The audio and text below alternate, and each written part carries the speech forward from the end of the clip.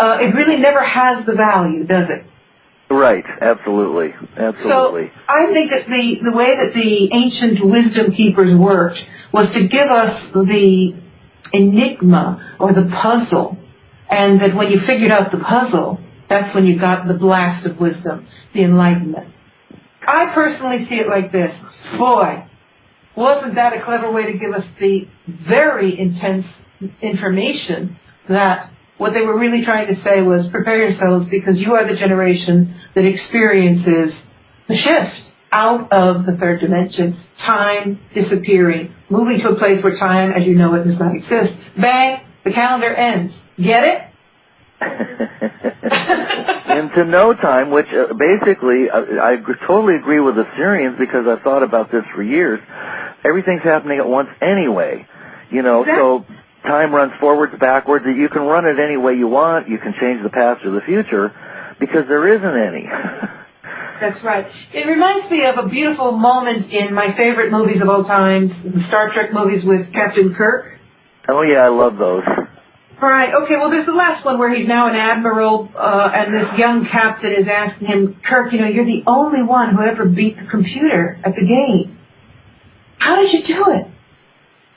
Nobody's ever beat it in the history of the command fleet. And Kirk looks at him and goes, change the rules. I changed the rules of the game. Absolutely right. Now, I forgot why that fits in with what we're saying because I went to Planet Zargon for just a moment there, but somehow it does fit. You are just great. I love you. I just fell in love with you in the movie, and I thought, my goodness, what an amazing being that is.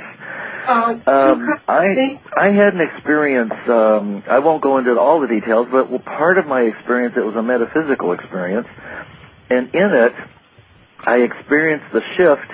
I went through it all myself on my property, and I was in some kind of altered state for about 4 or 5 days.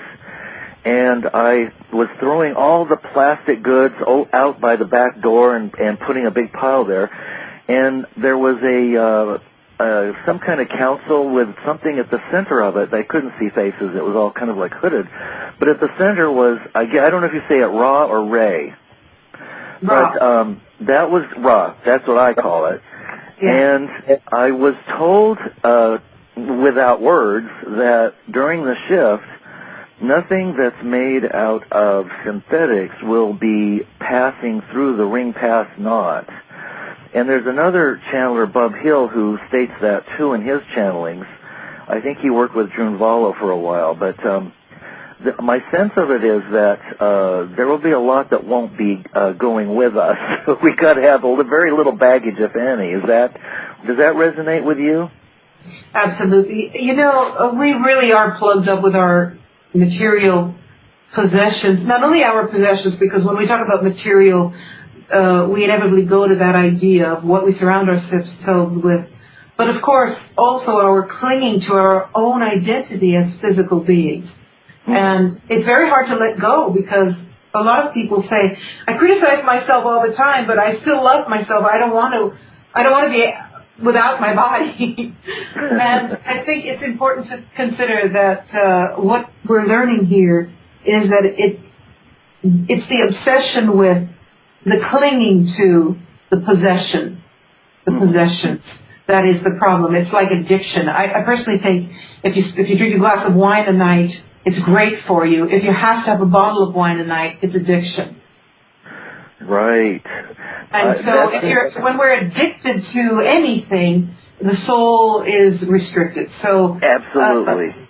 If we understand that the process we're going through now is preordained by at the soul level, and more importantly, or maybe not more importantly, but excitingly, we have a collective of souls that have chosen to do this, to be part of this. So we're not only following our own soul path, but we seem to be a collective of ancient souls that have come in to take part in this humongous galactic adventure. Well, and there's no room for plastic bottles where we're going. Well, it is an exciting time, and it's important for people to hear this because so many people are wrapped up and identified with the negative aspects and the conspiracy elements, which we began with, and we worked through that already.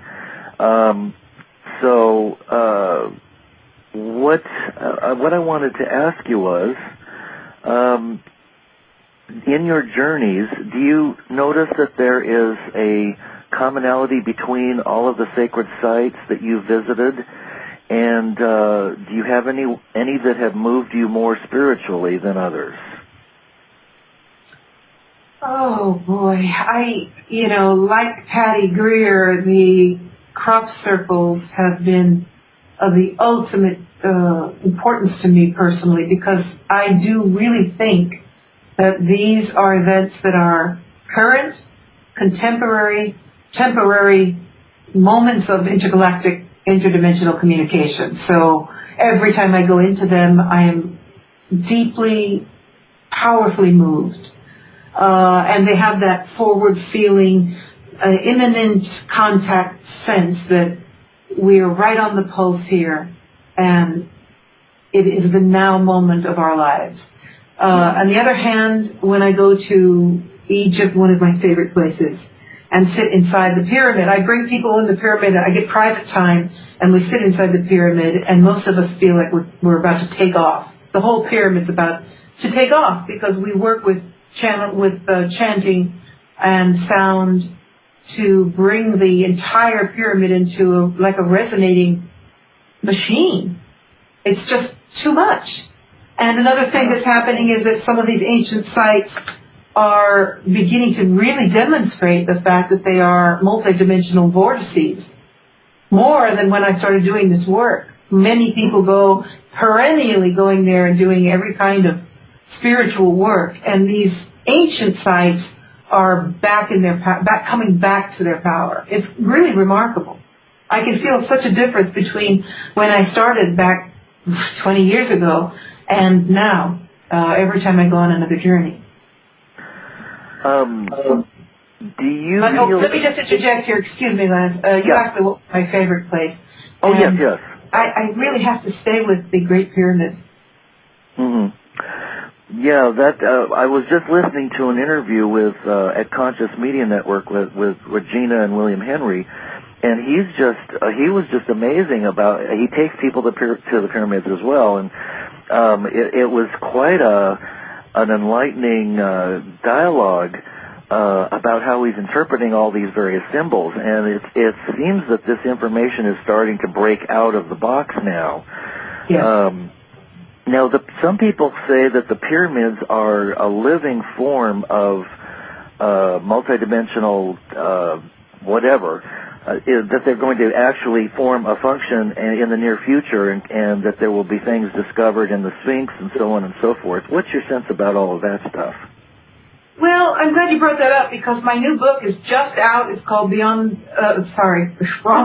title, Where Pharaohs Dwell, and it goes into a lot of information about the true nature of the Sphinx, the pyramid, and the temple Sirian in Abydos.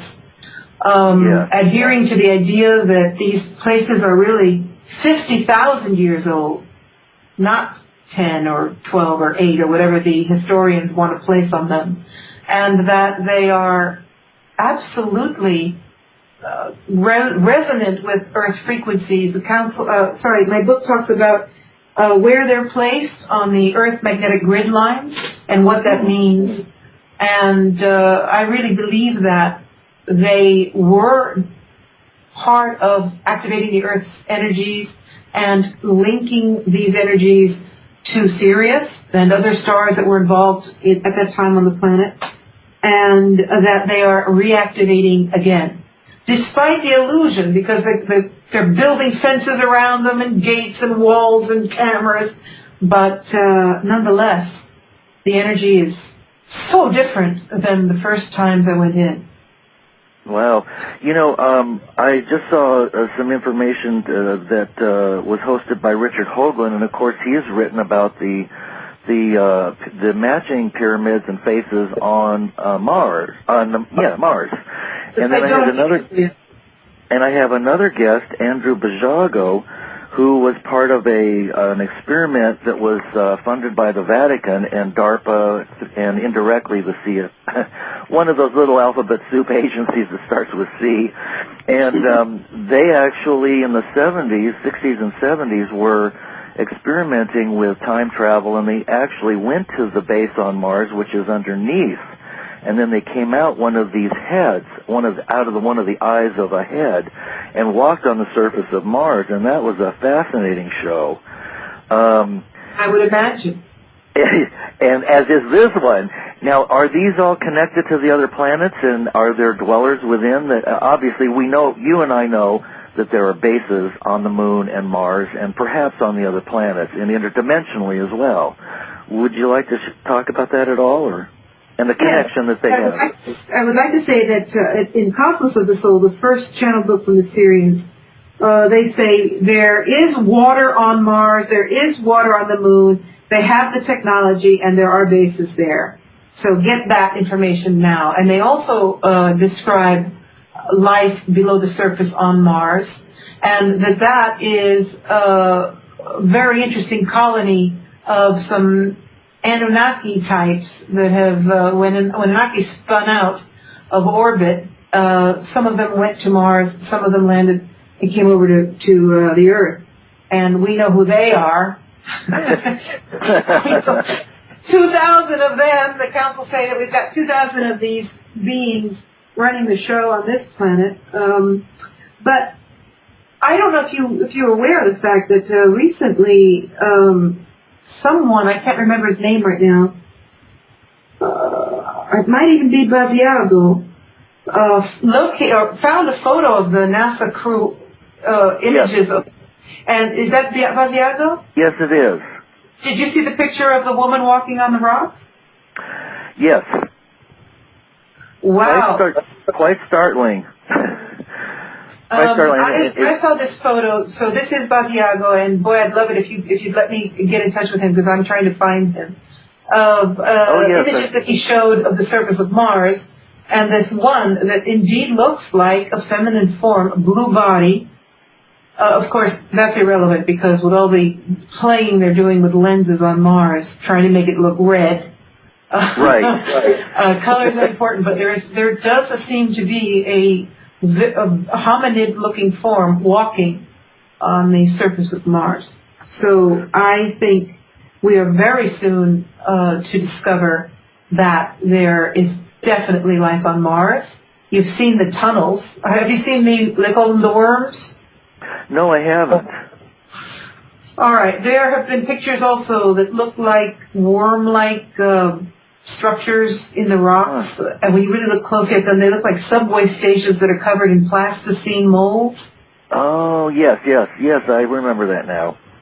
The council say that there's a vivid civilization under the ground in Mars, and that shouldn't really surprise us that much, because when we talk about underground civilizations, people get all, oh yeah, right, about that. But and even if we don't acknowledge Agartha, which I do believe in here on Earth, our own military has got civilizations underground. We've got Montreal, for example, has I don't know how many miles of restaurants, metros, cities, hotels, swimming pools, condos, and whatever underground. Why is it so hard for people to get?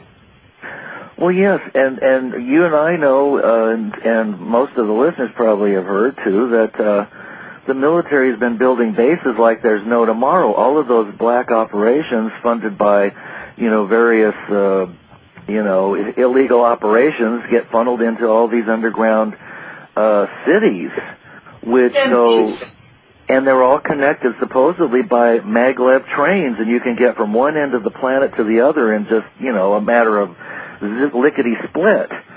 So, talk about having privileges that we don't have. We surface dwellers, eh? Well, we've lived in the Dark Ages for 60 years, and we just accept what's handed down to us, and they throw us a little toy now and again just to get us further enslaved and to milk more money. It really never has the value, does it? Right, absolutely. So I think that the way that the ancient wisdom keepers worked was to give us the enigma or the puzzle, and that when you figured out the puzzle, that's when you got the blast of wisdom, the enlightenment. I personally see it like this.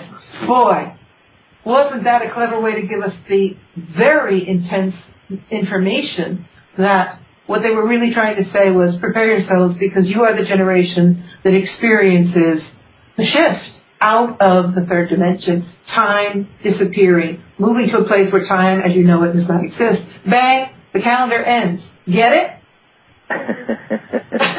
Into no time, which basically I totally agree with the Sirians because I've thought about this for years.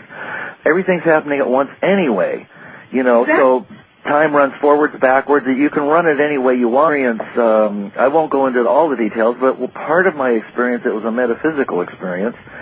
And in it, I experienced the shift. I went through it all myself on my property, and I was in some kind of altered state for about, 4 or 5 days. And I was throwing all the plastic goods out by the back door and putting a big pile there.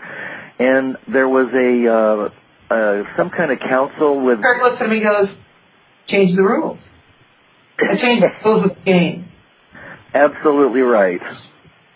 Now, I forgot why that fits in with what we're saying, because I went to Planet Zargon for just a moment there, but somehow it does fit. You are just great. I love you. I just fell in love with you in the movie, and I thought, my goodness, what an amazing being that is. I had an experience. You can change the past or the future because there isn't any. That's right. It reminds me of a beautiful moment in my favorite movies of all time, the Star Trek movies with Captain Kirk. Oh, yeah, I love those. Right. Okay, well, there's the last one where he's now an admiral, and this young captain is asking him, Kirk, you know, you're the only one who ever beat the computer at the game. How did you do it? Nobody's ever beat it in the history of the command fleet, and